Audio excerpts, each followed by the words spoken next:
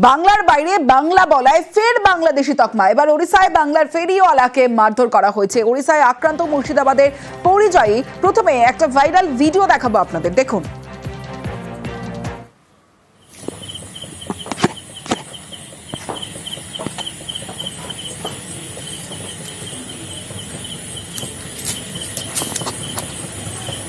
ওড়িশায় বাংলার ফেরিওয়ালাকে মারধর। ওড়িশায় আক্রান্ত মুর্শিদাবাদের পরিযায়ী বাংলাদেশের সঙ্গে বেধড়ক মারধরের অভিযোগ এবং জখম অবস্থায় কোনো রকমে গ্রামে ফিরেছেন ওই ফেরিওয়ালা। আমার সঙ্গে আমার প্রতিনিধি রয়েছে, কথা বলবো। সরাসরি চলে যাব, রাকিবুল রয়েছে আমার সঙ্গে, রাকিবুলের সঙ্গে কথা বলবো। রাকিবুল, ওই ফেরিওয়ালা, তার কি অভিজ্ঞতা নিয়ে ফিরলেন, ঠিক কি হয়েছিল এবং যে আতঙ্কটা কাজ করছে তারপরে কি আবারও তিনি যাবেন ভিন রাজ্যে কাজের জন্য?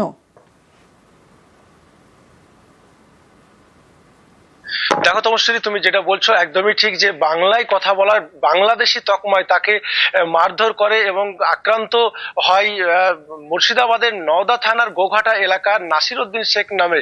তিনি মাস দুয়েক আগে ওই বিহারে যান ফেরির কাজ করতে, এবং সেখানে ফেরির কাজ করার সময় একদল যুবক এসে তাকে এলোপাথারি ভাবে ধরে মারধর করে এবং লাঠি সোঁটা দিয়ে, এবং তিনি এতটাই আক্রান্ত হয়েছেন, তিনি বিছানাগত হয়ে গেছিলেন এবং কোনো রকম ভাবে প্রাণে বেঁচে তিনি বাড়ি ফিরেন। বাড়ি ফিরেও কিন্তু তার আতঙ্ক কিন্তু এখনো কাটেনি।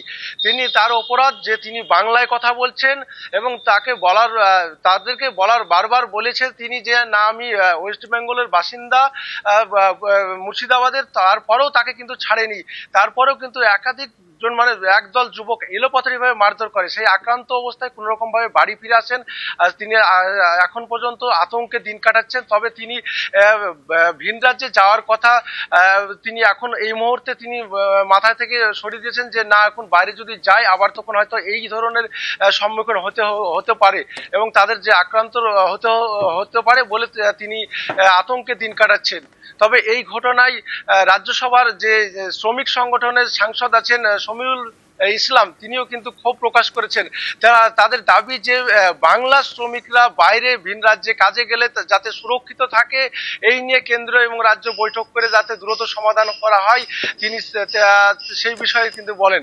যে এই ঘটনায় তোমাকে জানিয়ে রাখি যে তাদের পরিবার কিন্তু যে পরিবারকে রেখে ভিন রাজ্যে কাজে গিয়ে কিন্তু সুরক্ষিত থাকছে না। কারণ একটাই, যে তারা বাংলাদেশি বলে তাদেরকে যে এইভাবে মারধর করছে এবং আক্রান্ত হতে হচ্ছে একের পর এক। আজকে নতুন না, বেশ কয়েক মাস থেকে আমরা দেখছি যে একাধিক পরিযায়ী শ্রমিক বাইরে গিয়ে তারা কিন্তু বাংলা কথা বলার অপরাধে আক্রান্ত হয়ে বাড়ি ফিরছেন। তমশ্রী, বেশ রাকিবুল। ফের বাংলা বলায় বাংলাদেশি তকমা। ওড়িশায় বাংলার ফেরিওয়ালাকে মারধর করা হয়েছে। ওড়িশায় আক্রান্ত মুর্শিদাবাদের পরিযায়ী বাংলাদেশির সন্দেহে বেধড়ক মারধরের অভিযোগ। উড়িষ্যাতে কাজ করতাম, আজ 8 বছর ধরে কাজ করছি, কোনো অসুবিধা নাই, ঠিক আছে। বিজেপি সরকার যখন থেকে এসছে তখন থেকেই আমাদের অসুবিধা, 1 বছর হলে বিজেপি সরকার এসছে, অসুবিধা হয়ে যাচ্ছে। এমএ গেলেই RSS বাহিনী অমনি ধরছে, ধরি আধার কার্ড দেখা, এই বাংলাদেশি তোরা, ঠিক আছে, তোরা বাংলাদেশি পাঠান, এরকম প্রায় বলে, ঠিক আছে। তারপরেও আবার এই 1 মাস হলে যাওয়া ঘাটের কাছে অমনি আমাকে এখানে এসে দাঁড়িয়েছিলাম যে ঘাটের পার হব, আর অমনি পাবলিক দুটো এসে RSS এর লোক এসে অমনি বাঙালি তাই বলে অমনি মারতে লিখবেলো। তারপরে ওই দেখালাম, কি বেশ আধার কার্ড দেখালাম, বুঝছে তো ডুপ্লিকেট বানাইছে। এমনকি অভিযোগ যে আধার কার্ড দেখানোর পরেও সেখানে বলা হচ্ছিল যে এই আধার কার্ড নকল আধার কার্ড। তার যে আধার কার্ড ওই ফেরিওয়ালা তিনি দেখিয়েছিলেন, যখন তাকে মারধর করা হয়, নথিপত্র দেখতে চাওয়া হয়, মারধর করা হয়, সে সময় যে আধার কার্ড বানানো হয়েছে সেই আধার কার্ডও নকল বলে তাকে মারধর করা হয়। জখম অবস্থায় কোনো রকমে গ্রামে ফিরেছেন ওই পরিযায়ী, কিন্তু রীতিমতো আতঙ্কে রয়েছেন তিনি এখনো পর্যন্ত। তারপরে এবার ভেবে দেখতে হবে যে এরপরেও তিনি আর ভিন রাজ্যে যাবেন কিনা। তৃণমূল নেতা জয়প্রকাশ মজুমদার এই মুহূর্তে আমার সঙ্গে রয়েছেন। জয়প্রকাশ বাবু, বাংলা বলায় ফের বাংলাদেশি তকমা। ওড়িশায় এবার বাংলার ফেরিওয়ালাকে মারধর করা হয়েছে, জখম অবস্থায় তিনি গ্রামে ফিরেছেন। কিভাবে দেখছেন? কোথাও গিয়ে কি মনে হচ্ছে যে একটা আলোচনার দরকার আছে? কারণ বারবার এই ঘটনা ঘটছে বাংলার বাইরে। দেখুন, নরেন্দ্র মোদী অমিত শাহর সময়ে রাজ্যে সৌহার্দ্যের পরিবেশের বদলে শত্রুতার পরিবেশ তৈরি হচ্ছে। মানুষ মানুষকে, এক রাজ্যের মানুষ আর এক রাজ্যের মানুষকে সহ্য করতে পারছে না, আক্রমণ করছে, বিশেষ করে বাঙালিদের উপর আক্রমণ আসছে।